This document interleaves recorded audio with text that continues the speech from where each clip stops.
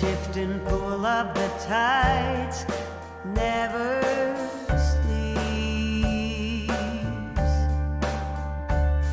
But if I had a boat and oceans to cross, then I would sail them.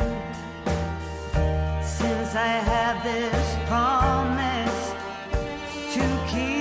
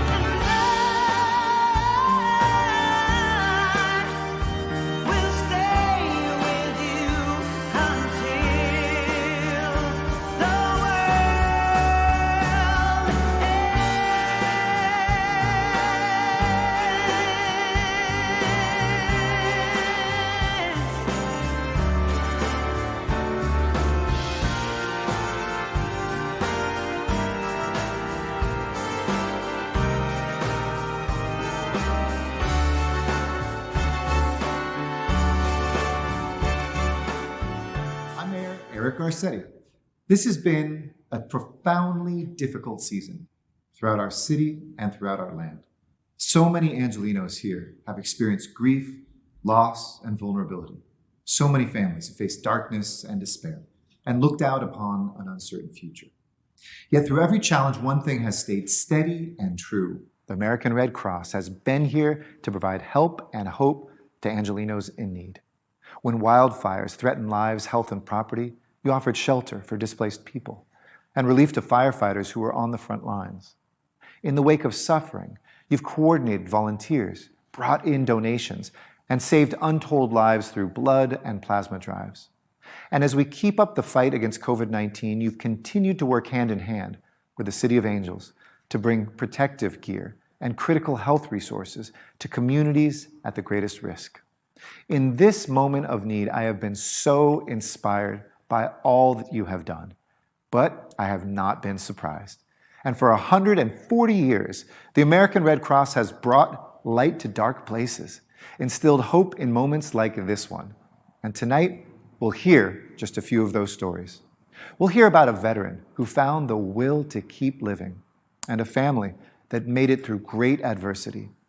We'll hear about the resilience of our city's Latino community and the historic effort to serve 40 million meals in the early days of the pandemic. None of this could have happened without the extraordinary work of the American Red Cross LA and the generous support of each of you.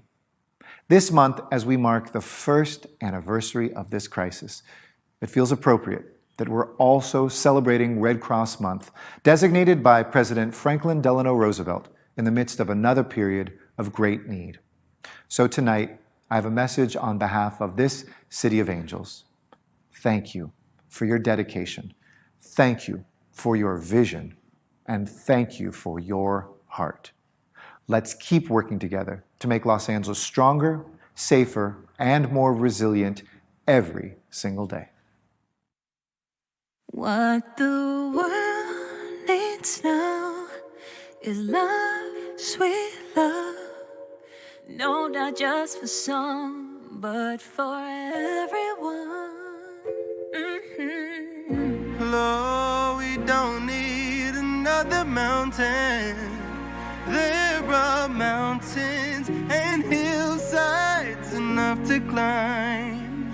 There are oceans and rivers enough to cross, enough to last till the end of time.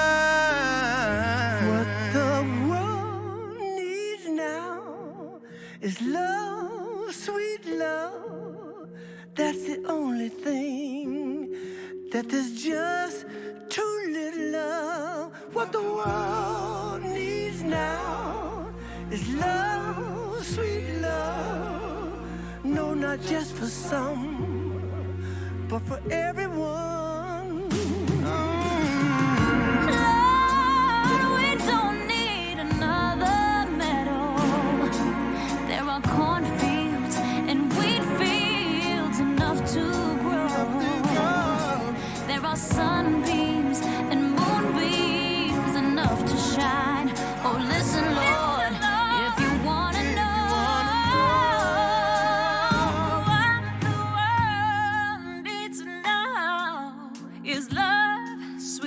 love. That's the only thing that there's just too little of. What the world needs now is love, sweet love. Not just for some, but for everyone. What the world needs love, sweet love. It's the only thing that there's just too little of. What the world needs now is love, sweet love. Not just for some, But for everyone.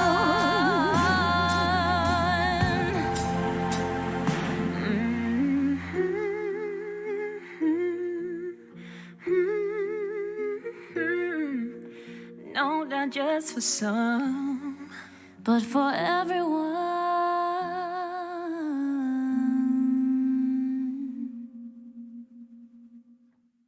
So let's keep the love coming, you guys.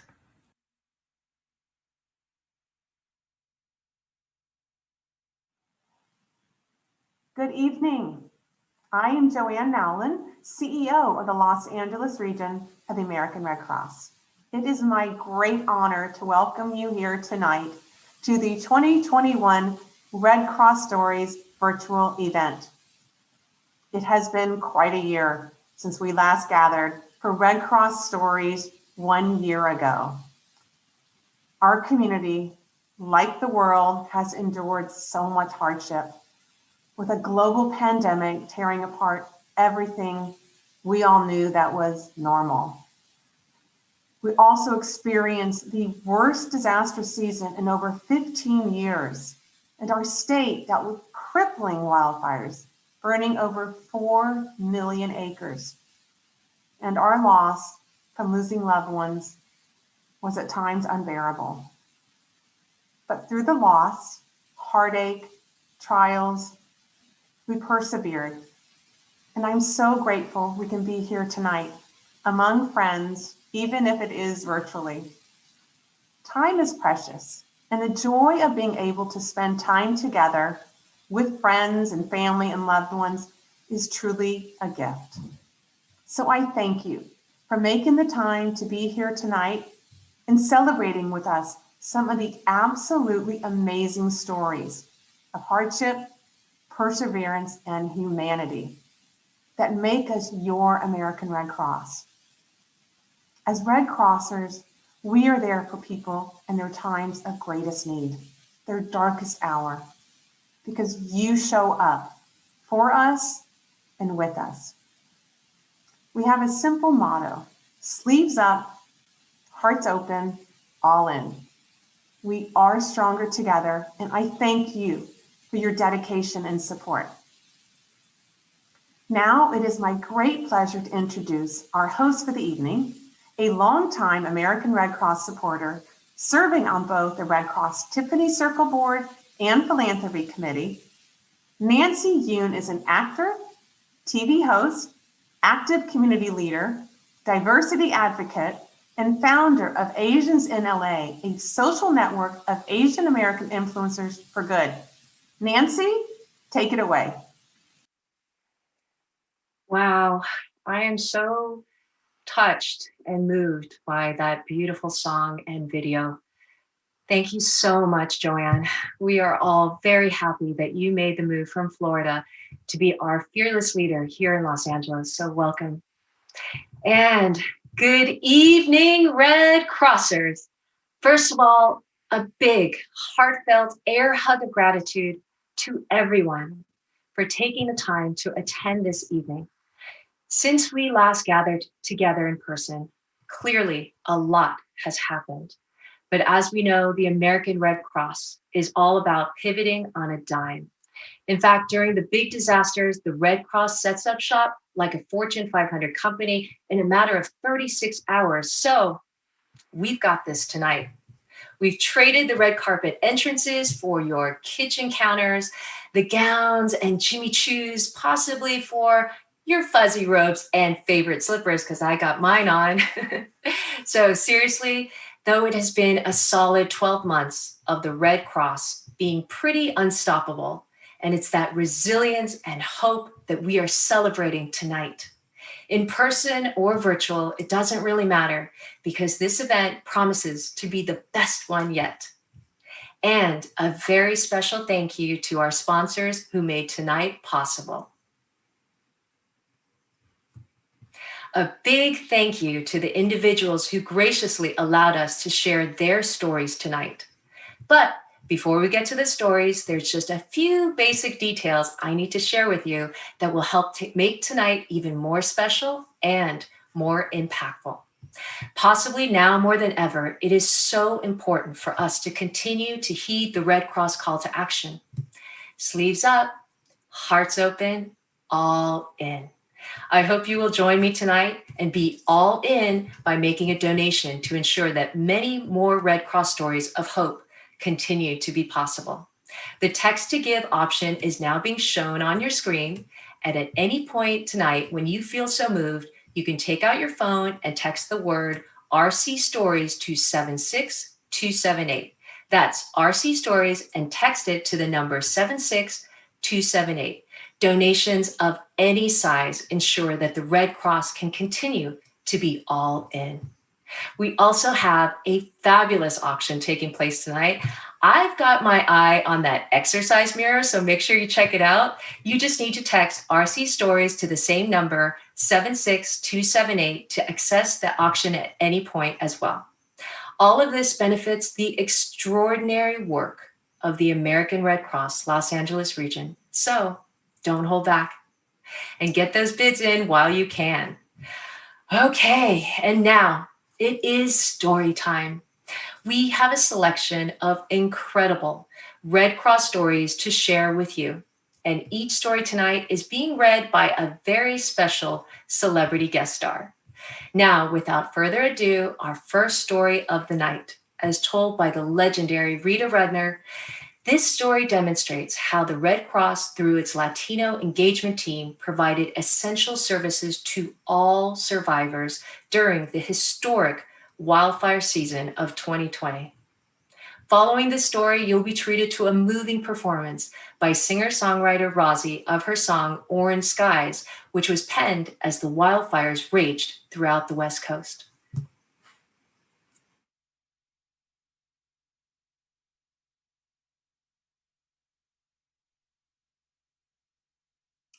Disaster. The word is very clear. The 2020 Oregon wildfire season was the most destructive ever recorded. Thousands of homes were destroyed in a matter of seconds. There was widespread misinformation, including rumors the fires were set intentionally by organizations with the intention to loot. Chaos ensued. In addition to residents making split-second decisions to flee, some natives refused to evacuate, choosing instead to defend from possible invasion. The clock was ticking with lives on the line, and all the while impossibly high winds caused explosive expansion of multiple blazes all throughout the state. A very specific type of personality is needed when calamity starts at this level. Highly effective, organized people who don't wait for instruction but figure things out for themselves. Questions take time, and people are sleeping in cars, tents, structures haphazardly thrown together to protect their families from the elements. Superheroes, really. People who hit the ground running, eager, enthusiastic, giving off a confidence they aren't necessarily feeling. Women. That's what was needed. As many as we can possibly find. Priscilla Fuentes and Bernadette Villenueva were two of them. Priscilla is a Red Cross Chief Administrative Officer in the Cascades region and 10-year employee of the company. As a child, she was helped by the Red Cross when fire destroyed her family home. The youngest of three, she recalls watching firefighters toss her Hello Kitty comforter out of the window still burning. Afterwards, she wanted to know who the people in red vests were, offering food, clothes, comfort, strangers she'd never seen before. They want to help, her dad said. It's just what they do. Instantly, an imprint was made. Years later, when she took a temporary job with the Red Cross, memories flooded back. She yearned to help others with the same support, that little bit of hope when you've lost everything, witnessing victims get a fresh start. Bernadette Villenueva witnessed Hurricane Maria in Puerto Rico firsthand. The Oregon fires would be the opportunity to deploy as part of the Red Cross's new Latino engagement team, a moment she longed for, hurling her into the deep end. It was pandemonium all over the state. Fires raging faster than sheriffs could evacuate, mobile home parks burning to the ground in minutes. One unit ignites, then the entire park would follow. Destruction. Numerous times this happened. People barely escaping on foot without shoes or clothes, lightning fast flames with no logic. The Jackson County Expo Center was swiftly set up as a shelter. Radio stations announced people should come to the fairgrounds. The county initially established this operation until more Red Crossers arrived. A huge police presence surrounded the fairgrounds, checking people in, asking questions. Victims were nervous, scared. Some stayed in their cars, afraid to check in. Rumors and misinformation ran amok. Arson theories, terrorist speculation, and some anxiety about the police. Priscilla looked around the expo center and knew it wouldn't do. In addition to her job, she's also co-chair of the Red Cross Latin Resource Group. She strives for Latinos to have access to all services. The nearby cities of Phoenix and Talent are roughly 60 to 80% Latino. Red Cross disaster services are for everyone. Priscilla and Bernadette were here to prove it. Immediately, a meeting was set up with elected officials. They knew citizens were scared and not coming to the expo center. Relocation of residents was the last thing anyone wanted. They loved their community and wanted to best support them. A vital decision was made. Phoenix Elementary School would be a new shelter. It was a trusted location, untouched by fire, though only 2 blocks away was scorched. People would open the area to let Red Cross workers in to leave. Priscilla and Bernadette were 2 of them, major players in the shelter's success. Phoenix Elementary was Red Cross only. Priscilla and Bernadette knew it needed to be that way. Red Cross is not a government agency. They don't share information. U.S. citizenship doesn't matter. Everyone is welcome at the Red Cross. The first week, no one came. 1 or 2 people peeked in. Oh no, we've made a terrible mistake. There was real fear they may have blown it. Week 2, people slowly trickled in. Word of mouth was key. Phoenix Elementary became known as a safe haven with a reputation for resources and compassionate, immediate help. Red Crossers at Phoenix Elementary knew it was crucial to not only solve problems, but soothe human upset as well. If the answer wasn't there, they found it. Ground issues solved like pros, all while fires continued to burn. None of it was easy. Thousands of people showed up. Phone lines were set up that never stopped ringing.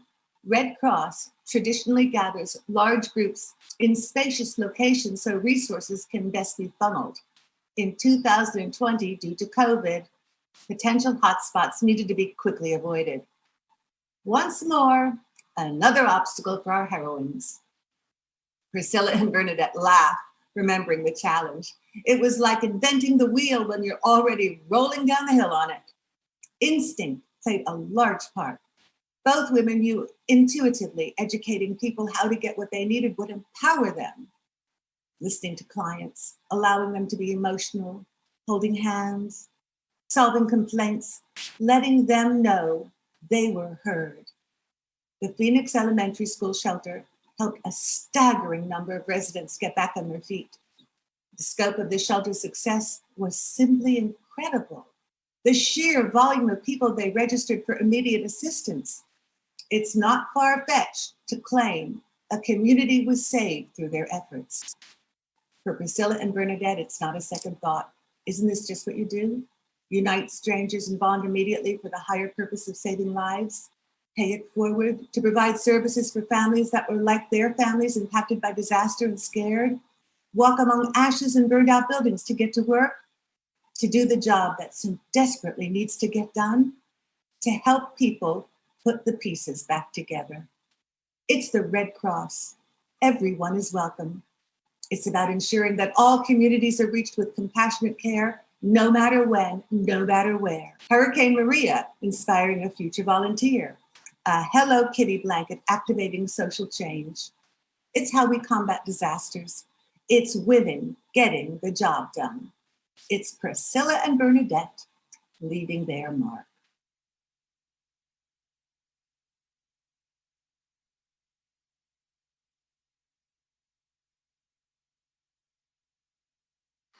Hi guys, it's Rozzy. I'm so happy to be here tonight with the American Red Cross. I love you guys. I love you for everything you do, but particularly the California wildfire relief that you do every year. I'm from California. I've lived in California my whole life, and I wrote this song called Orange Skies during the Los Angeles fires in 2019.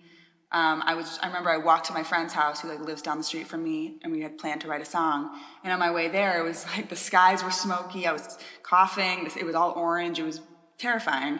And when I got to his house, it just felt totally ridiculous to write about anything except for what was happening right outside of our door. And then during the San Francisco fires, which is my hometown, last year, we decided to put the song out with Red Cross and donated a portion of the proceeds to the foundation because of all the work they were doing, all the aid and all the service they were giving to people who had lost everything. So I just love what you do, and I'm so proud to work with you. And this is Orange Skies.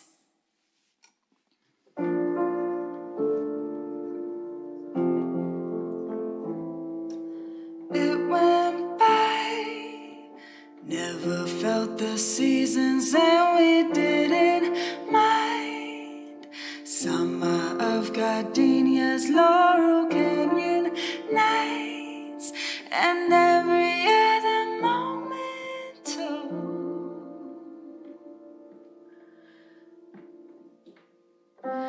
Ocean Drive, water was too freezing, so we just got high, laughing in the backseat of our own damn lives. Whatever's coming won't be soon.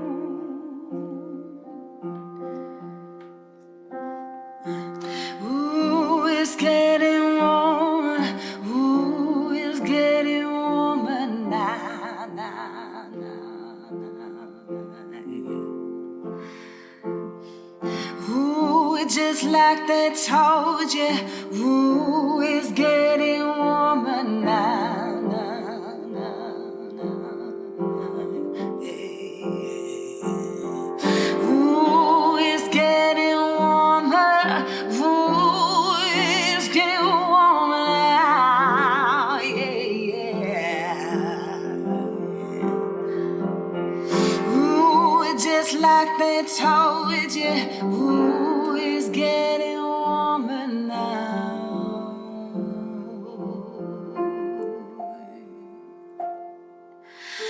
Say goodbye, baby, take one last good look at orange skies. Greatest love you had, you should have held on tight. Now there's nothing you can do. Orange skies that should be blue.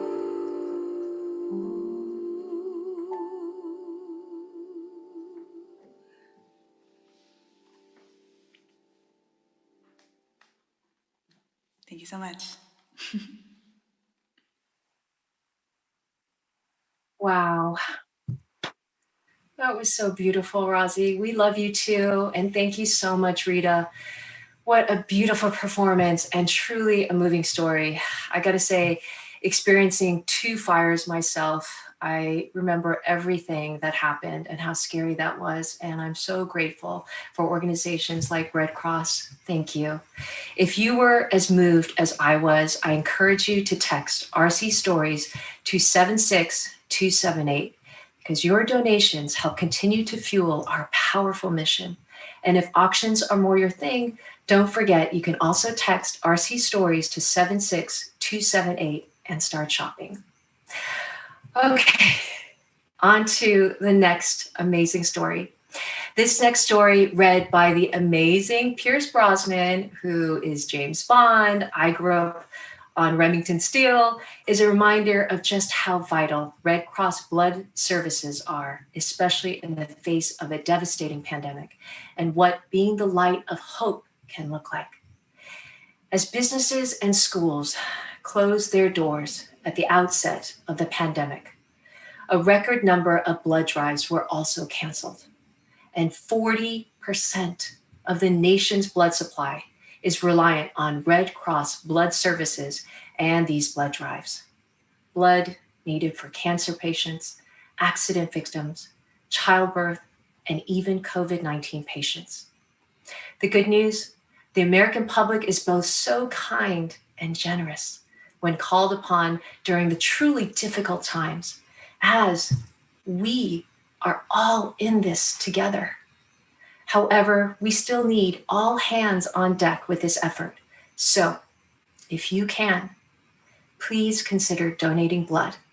You can visit redcrossblood.org to learn more and make your appointment. And a special appeal to those of you who have fully recovered from the coronavirus.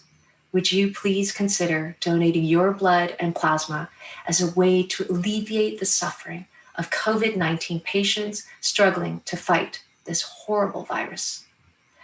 We'll hear more about the importance of plasma donations in our next story, which hits very close to home for one fellow Red Crosser.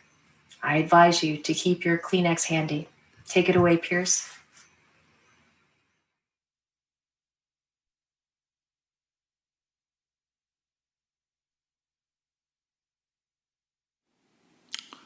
I thought she had a cold. Coughing and flu-like symptoms. She's a nurse, so she resists making an appointment. Going to the hospital is the last thing she's going to do. She does what she always does with a cold. She treats it. When the symptoms progress, she caves. Okay, I'll go. She reluctantly agrees. My beautiful wife, Annabelle, stepmom to my adult children. She never forgets birthdays and takes pride in remembering even the tiniest details about our lives. She's fun-loving, vibrant, a tenacious woman of faith with a prayer for everything, who always speaks her mind. She's the first to joke about her lack of cooking abilities, even though she wants the latest gadgets. Definitely not the sickly type. It's the last week of March 2020. COVID-19 has arrived in the United States. But no one thought Annabelle had it. Europe was first. France, Italy, New York was hit hard, but 3,000 miles away. We hadn't traveled since a family wedding to the Philippines. Not recently. California declared a state of emergency March 4th. Stay-at-home order the 19th, only a week before. COVID tests weren't easily available. Annabelle worked at a senior assisted facility, but no one there was sick. Her doctor prescribes antibiotics and rest. We know in a matter of days she'll be fine. It's a cold. How can she not improve? She doesn't. She gets worse. Her cough becomes a rattle which shakes her to the core. I cringe from concern when I hear it, a mucus-like web covering the top of her lungs, daring her to breathe through it. Maybe she has pneumonia. We monitor from home and continue her antibiotics. Weaker and weaker each hour. Then I find her crawling on the floor towards the bathroom. Oh, my darling, enough is enough. My strong nurse wife is scared. I'm scared. I dial 911, holding her hand while we wait. Waiting, holding hands.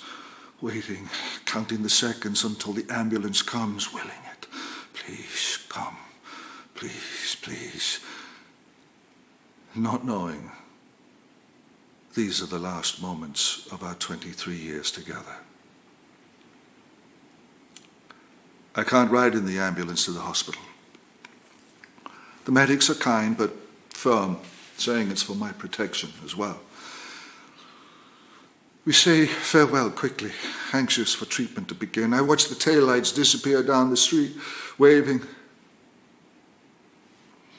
I would have taken longer if I'd known I would never see her again. I wouldn't be there when she discovers it's COVID, or when doctors detect kidney damage shortly after she arrives. A stop food order is placed. The ambulance left in the morning, and she's on a ventilator by noon. At home, I'm beside myself. I call my kids, Jason, Jeffrey, and Christine, who has 2 sons, young sons of her own. There's nothing we can do. I mean, they imagined with so many relatives in healthcare, someone we knew would get it, but no one imagined it would be Annabelle. I quarantine at home, alone. When I test positive, I know even social distance visiting is a long time coming. I have no taste in my mouth. I feel sick. Not like Annabelle, but I'm nervous. The love of my life is on a ventilator. We can't speak. I get updates from nurses and doctors when I'm lucky. The virus is brand new. I hear concern in their voices. They're cautious not to make any promises. Do they know the best way to treat her, I wonder? It hasn't been a year since this surfaced. Emergency rooms are filling. I'm home alone, spinning, monitoring my symptoms while Annabelle hangs on by a thread. It's grueling. It's grueling when a loved one is sick, especially in ICU. But without the comfort of being able to gather, it becomes an unbearable challenge. Hand-holding, prayer, just being together and waiting. The importance of holding vigil. As much as I yearn for company, I would trade it for Annabelle to have one visit, to know I was beside her as she fought. Days go by. Our family waits. The mystery of not knowing. No one knew what was happening. Annabelle has asthma, but it's always been easily treated. I wonder, will this make things harder? We hear St. Vincent's is being opened as a COVID hospital. Eventually, it's decided she'll be transferred there. When Annabelle arrives, she has 1 day off the ventilator. The first full day since she left. I'm elated, hopeful. I start to imagine her coming home. My kids are more reserved, reading more about COVID online, but I'm still optimistic. There's even a phone call where doctors mention aftercare. Aftercare. Her 60th birthday is approaching. My hopes are quickly shattered. Annabelle can't breathe on her own. The dreaded ventilator is back in play. She's crying, sedated. I can't bear that I'm not with her. Things start to spiral out of control. Pneumonia, a blood clot. On April 19th, Annabelle's 60th birthday, we're told she needs dialysis, plasma. I'm still in quarantine, alone. She has a heart attack. Her body begins shutting down. I'm alone when I get the phone call. She's gone. She was on a wait list to receive plasma. I wonder if it would be different if there wasn't a plasma shortage.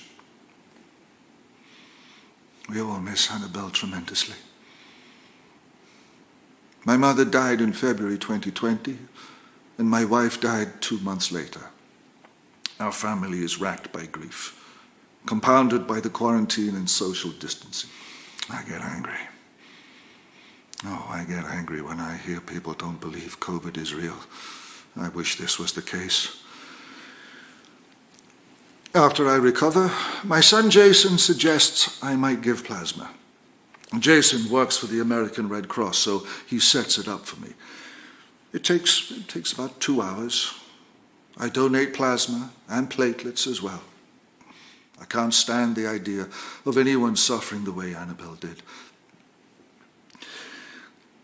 I'm glad to help where I can. I'm sent an email telling me where my platelets and plasma went. For a moment, even in loss, I'm proud. Annabelle would be also. I'm connected to the part of her that's a nurse. I realize it's important to give plasma when you can, for we are all in this together. There's not a day, not an hour really, where I don't remember my Annabelle. I'm thankful to the Red Cross for their support and their tireless effort to make donating blood and plasma easy. I'm thankful for Annabelle also, for the impact she's had on my life. I miss her every moment.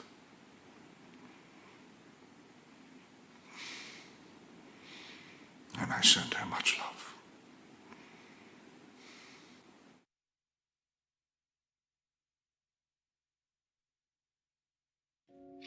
Hello, I'm Elizabeth Rome.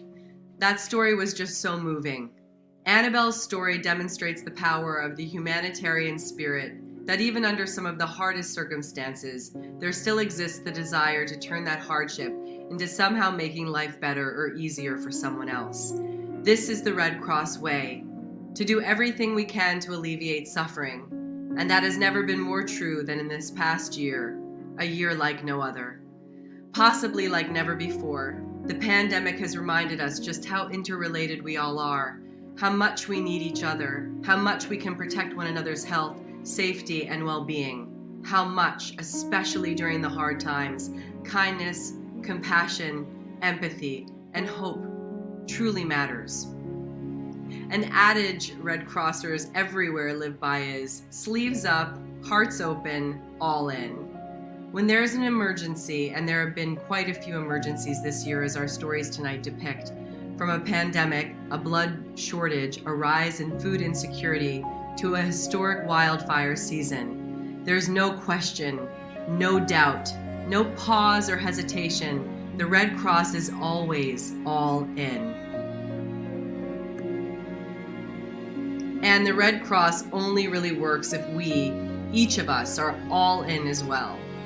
Tonight, I ask you to please open your hearts and be all in, to ensure that Red Cross can be there for us all at a moment's notice.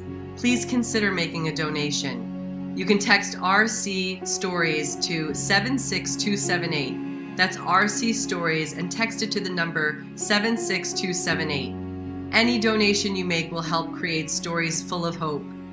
I am all in because I cannot imagine a world without the American Red Cross. What would the stories we're hearing tonight be like if there were no such thing as the Red Cross? How different would it all look? Who would the 1,400 people every hour in this country turn to for help during some of their darkest hours, if not for the Red Cross? How would all of these stories end? Your support makes it so that no one is alone during their greatest time of grief or need, and that we truly can all be in this together. Please do text RC Stories to 76278. This link is live tonight and for the next few days. Sleeves up, hearts open, all in. Hey, I'm Mario Lopez, and I support the Red Cross because the Red Cross was there for Angelenos through last year's LA wildfires. They've got our backs, and we've got theirs.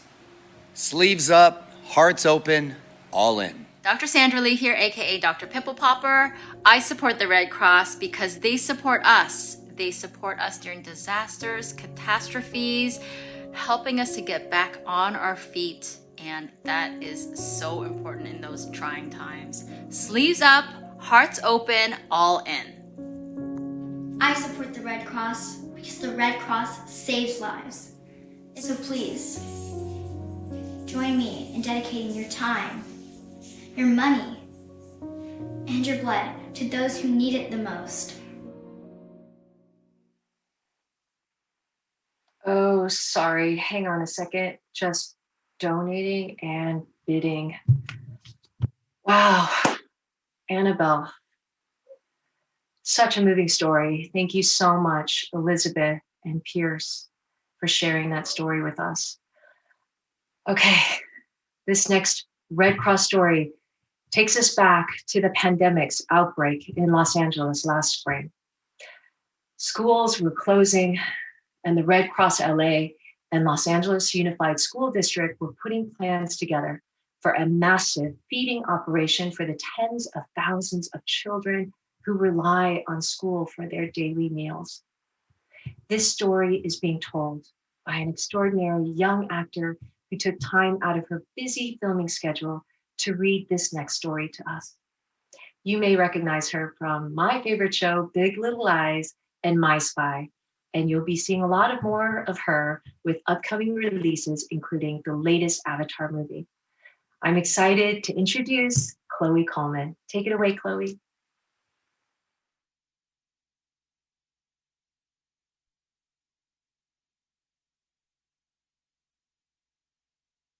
Hello.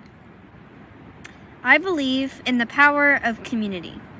I've witnessed firsthand the strength of community to lift spirits and transform lives for the better. South Los Angeles, Inglewood, the Black communities, the newly arrived immigrant communities. This is where I grew up. It will always mean home and family to me. It's part of me, and I will always be proud of it. Proud of us. Growing up, there were times my family struggled, and it was community-based organizations who were there for us. You never forget those moments of kindness. So when I heard about the Americorps Program, I knew it was my turn to give back. Americorps is a program that engages young adults in a public service with a goal of meeting critical needs in the community. It's kind of like a domestic Peace Corps. All of the questions about my future were running through my mind, so I was thrilled when I got an Americorps position with the Red Cross in LA. Right at the pandemic's outbreak last spring, I put on my Red Cross vest and got involved with the Los Angeles Unified School District's feeding operation. This work was crucial. With schools closing, students who would normally rely on 2 or even 3 meals a day from school suddenly would not get fed. You see hundreds of thousands of students. Over 70% of all LA Unified students qualify for free meals based on their family income. Children in LA would go hungry without our work. This struck a chord in me. Imagine how much more staggering these numbers would be due to rising unemployment and illness. It meant the world to me to have the chance to work at Dorsey High and Manual Arts. These are schools my friends went to. I knew people there. They are very near where I grew up. There really are no such thing as coincidences. Every day, I arrived early, ready to get my assignment. The goal was to distribute as many meals as we could and as quickly as we could. The morning was the busiest time. We handed out between 800 to 1,000 meals in the AM hours and between 3,000 to 5,000 meals per day. Not only to students, but to parents and grandparents in need too. Adults would worry that there wasn't enough, but we assured them that we were there for everyone. My daily assignment depended on where hands were needed most. Sometimes I worked in the cafeteria, helping to pre-pack food kits. Sometimes I directed traffic, a necessity due to the overwhelming turnout. Wherever I went, safety was always key. Stations were tidy, sanitized, and up to code, with volunteers reminding each other to be cautious, shielded, and healthy. We understood the risks and did everything to protect one another. We also understood how important our work was and needed to protect that too. There were 2 ways family received food kits: the drive up, where pickups were quick, and the walk up, where there was a chance for more interaction. The walk up was my favorite.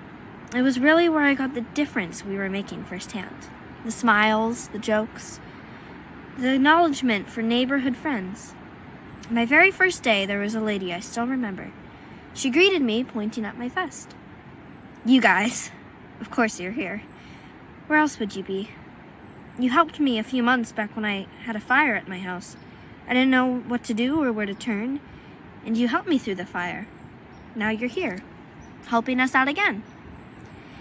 It was as if the Red Cross was there every time she needed help. It was an amazing moment. Every day when she arrived, she would hand out her prayer coins to the workers. You've kept me safe, and I want to return the favor. There were other times clients surprised us by the level of their gratitude. Sometimes they'd roll down their car windows and blast music 100% thankful we were there. Here to lift your spirits. We're glad you're here this morning. I often got the impression that clients were happy to see someone who looked like them helping out. They remembered my face. If I missed a day or changed shift, people noticed. They were grateful, not only for the meals, but for my contribution as well. People would recognize me from the community and tell me how proud they were. Way to go, Thea, showing us how it's done. It was overwhelming at times. It was where I needed to be, doing something good, especially during such a difficult time. Looking back on the experience, I know it will stay with me for life. During that spring, 40 million meals were distributed. 40 million. I wondered what I wanted my future to look like, and this solidified that I wanted to be a career in emergency management. That's what I want to do, to be able to help someone when they're struggling like we were sometimes when I was growing up. That moment of kindness and connection. A helping hand. It's how I changed the future. Don't ever forget the power community has. We are more connected than we realize. On our own, things may seem daunting, but together, we're always strong. If I'm down or having a bad day, but I go out and volunteer, I see how my contribution helps others. The smiles, the gratitude, makes me feel a lot better about the world. Other volunteers feel the same way. And once you focus on helping others, there is no such thing as being done. You don't put it away on a shelf. It's a beginning, a launching pad, a motivation. It's my future, which means it's our future too.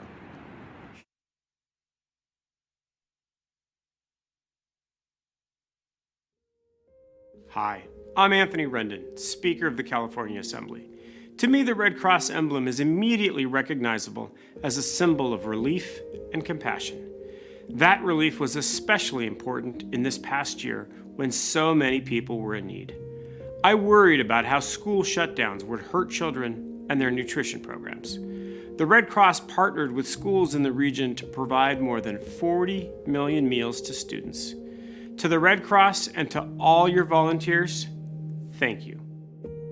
Sleeves up, hearts open, all in. Sleeves up, hearts open, we are all in.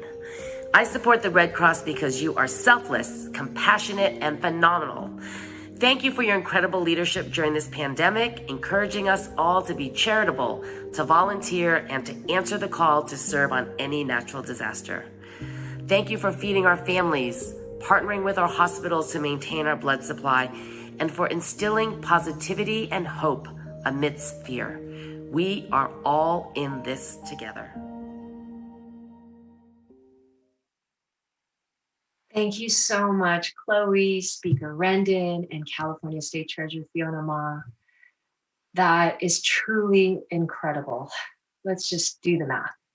American Red Cross LA, working with LAUSD, served more than 40 million meals to students and families affected by the COVID-19 school closures. To give you even more context, the Red Cross served a total of 14 million meals after Hurricane Harvey. Wow. This LA Unified effort is just extraordinary and so needed. And we are sending a ton of gratitude to the more than 1,200 Red Cross volunteers for tirelessly being all in to get the job done. We're so grateful. As we say to the Red Cross, not all heroes wear capes. I think they wear red shirts. Speaking of heroes, many may not be aware of the century-long commitment of the Red Cross that has made to serving the needs of our military heroes.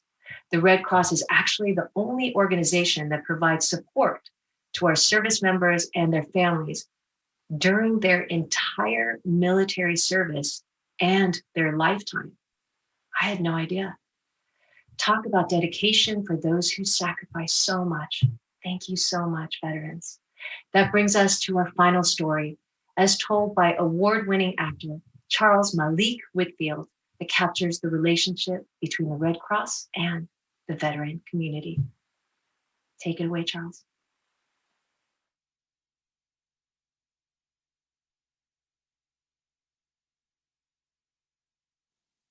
March 17, 2002. A day I will always remember. It's the day that the American Red Cross saved my life. As a young man, I joined the Navy. I was strong, fit, and enthusiastic, but I also needed discipline.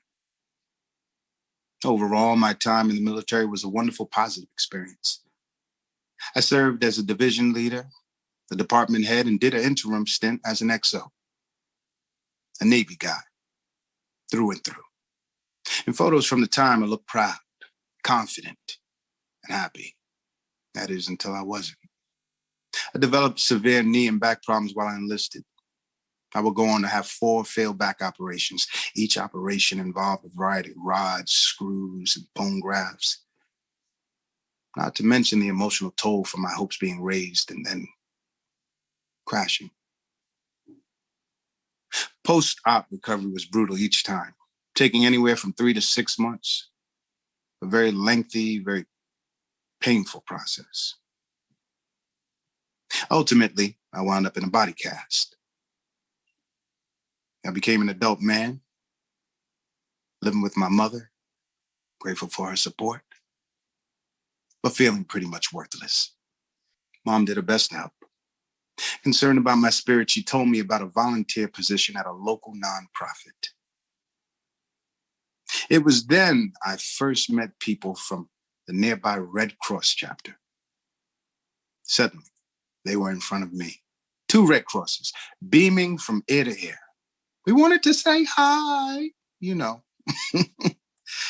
Red Cross does everything we can to support our military, and we want you to volunteer with us. When can you tour our building? I was more than a little skeptical. Were they serious? Did they not see the body cast I was wearing? No, I don't think so. I'm going to take a pass. I had Kane on one side and Nikita, my faithful Wonder Mutt, on the other. No, I thought. Look at me. I'm broken. I'm worthless. Plus, I have no time. I have doctor appointments 5 days a week, physical therapy 6 days a week. I literally have no time. Red Cross people are pretty persistent when they want to be. Mary and Steve really would not budge. They just kept calling and emailing and calling and emailing. Finally, I relented and went for a tour of their chapter building. Maybe now they'll stop. They'll understand how worthless I am to help them. When I came by the building, they immediately started introducing me to everyone. This is Mike's people. He's our new disaster action team coordinator and disaster committee chair. Whoa, hold up. No. I'm just here for a tour. Didn't work. They ignored any and all attempts to diffuse their enthusiasm for me. They took me all through the building, presented me to all kinds of people, and then a staircase. And I watched them scamper to the top. Finally, I thought, now they're going to get it. They'll realize this won't work because I definitely can't do stairs. Mary turns and says, sorry, we didn't think. Do you want us to come down and help you up? I look at Nikita. Nikita is enjoying this way too much. excited, eager, looking at me as if to say, "Come on, Dad, let's go." I hear myself speak without thinking. "No, we'll be there. Coming up right now." 20 minutes later, 20. We get to the top of the stairs. I'm panting, beet red. I can't catch my breath to save my life. Far from my Navy physique. Mary acts like this is normal. Nothing to look at here. Walking with me back to our office, Mary says, "Your desk will be there. Only a blank calendar now, but since you have training experience, we're sure it will fill up fast." It wouldn't see me as anything but complete. Suddenly, Mary mentions Americorps messages. When an emergency at home arises, the Red Cross can contact the service member's commander anywhere in the world via Americorps messages. These communications are everything to us because they're about our families and home. The birth of a child, death or illness of a family member, natural disaster impacts, or wedding engagements. I'm a Navy guy. I know all about Americorps messages and just how important they are to us. I find myself getting animated. I forget for a moment that I'm broken. Smiling, excited, giddy even. I have to admit, I got lost in it. Suddenly, I feel different. Like the man they've been seeing this whole time. Passionate, valuable, full of knowledge. I'm the one grinning now, beaming from ear to ear. That's the moment, really. The American Red Cross saved my life. They never saw me as inconsequential or limited by a body still recovering. They only saw someone who could make a difference. Be a part of a bigger picture. Work is part of their team. They only saw worth and dignity. Red Crosses often talk about the impact we have on those we help. However, through our work with the Red Cross, we are transformed too. There is who we are before the Red Cross and how we are better after. It's the self-worth from being of service, joy of having a purpose. To anyone who feels that their best days are behind them,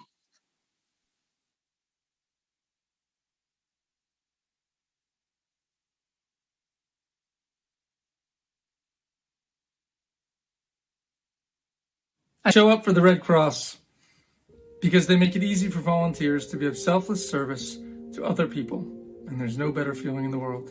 So thank you, Red Cross, for 140 years of helping people help others. Thank you for supporting the Red Cross.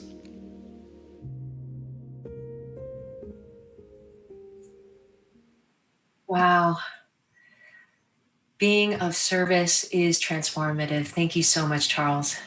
The American Red Cross truly strives to make the world a better place every day of every year. And when the big challenges come, and they do come, the Red Cross is there to do whatever is needed to light the path to a brighter day for all of us. I can't imagine a world without the Red Cross. And I'm so proud to support and work alongside my friends at the Red Cross. And it's never lost on me that a huge part of the organization's success is you, our Red Cross community. From the bottom of our hearts, we thank you all again for being here with us this evening and for your continued support and generosity. Because now, more than ever, we are all in this together. Until we see each other again. Please continue to support the work of the Red Cross by texting to give because every single dollar counts. The text to give link will be live throughout the weekend.